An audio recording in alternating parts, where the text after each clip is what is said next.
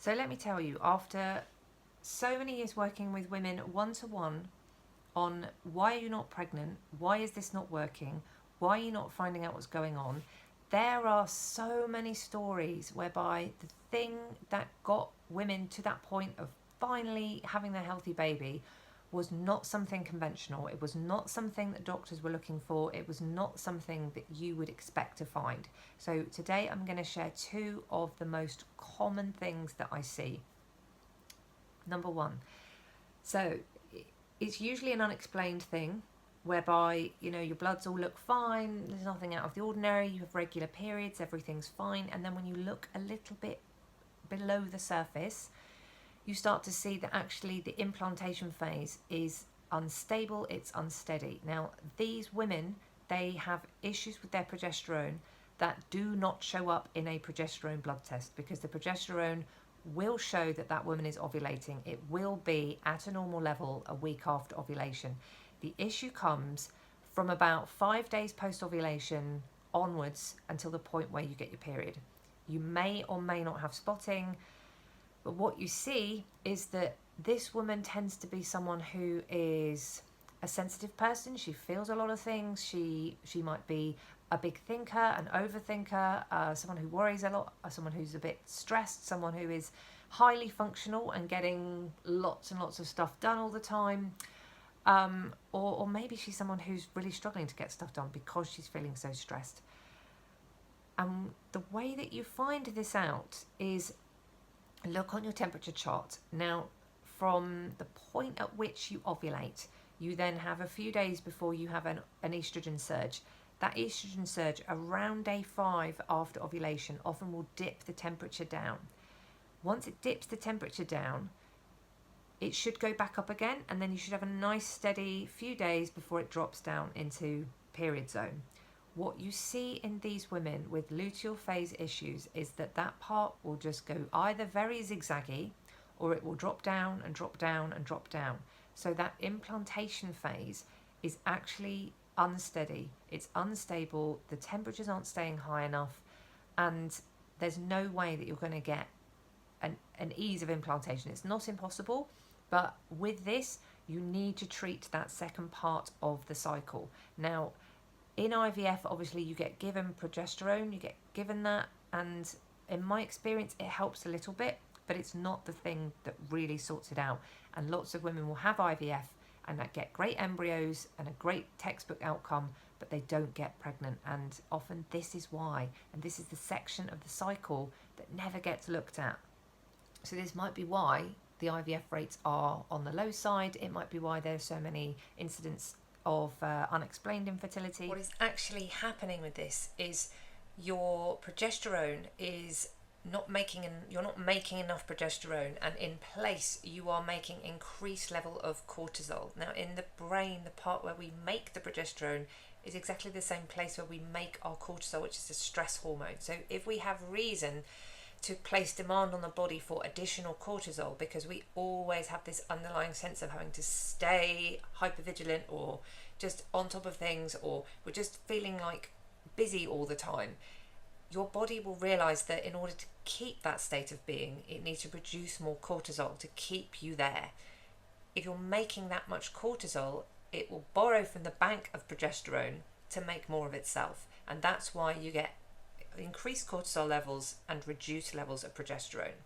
So if you find that your temperature is doing this, it's zigzaggy or it's gently on the way down, there are basically 3 things that you need to do.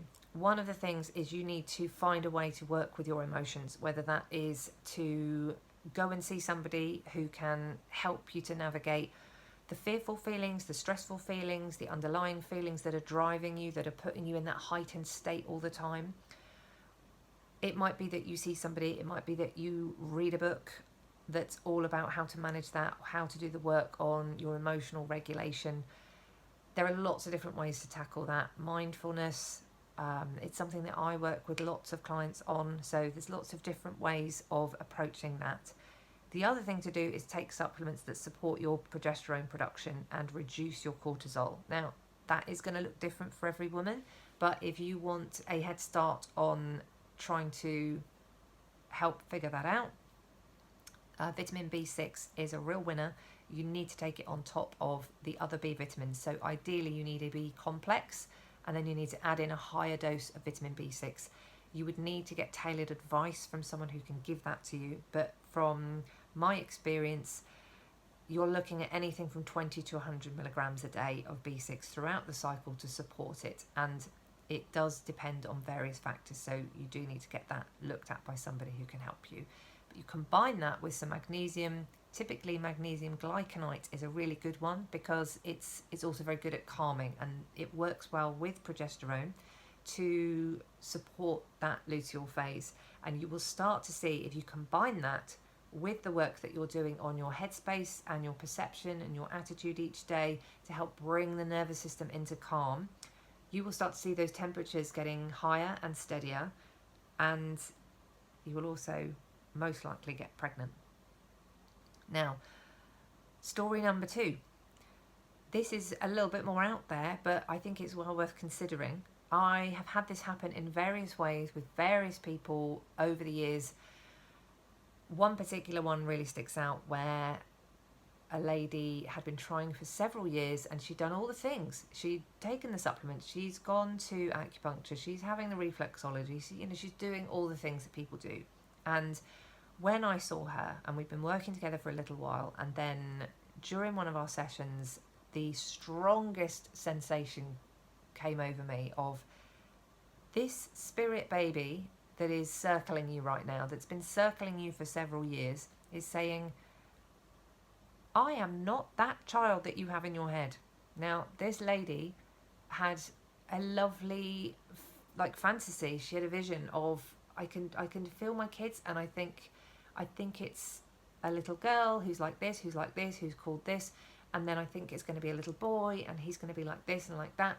And it was lovely. And what she didn't know was that the particular child that was waiting to come was not able to understand that this was just her putting a story to something. This was her trying to envisage something. And this particular spirit baby was saying to me, that is not my name, and that is not who I am, and I am not a girl, I'm very much a boy, and I'm not coming because she's expecting a girl. And we had this quite light-hearted conversation about it, and that's all it took, was a conversation whereby she said, oh, that's so funny, and I'm absolutely very happy for whoever is right and whoever is coming and whoever wants to be with me to come, and I would be absolutely delighted to welcome a son. So she opened up to that, and after years of not getting pregnant, she was pregnant very, very soon after. So there are many stories like that. So sometimes there is something spiritual, emotional going on. Sometimes it is something very physical, mechanical, hormonal. There are so many things that it could be, and these are things that your doctor might not look at. So these are the things that I'm going to be talking about here on this channel, so that you have a chance to explore these things and find your way to your pregnancy. So if that's been helpful, please do like, subscribe, comment. It'd be lovely to hear from you, and I will continue to tell some more of these stories in other videos. But for now, I will see you next time. Thanks.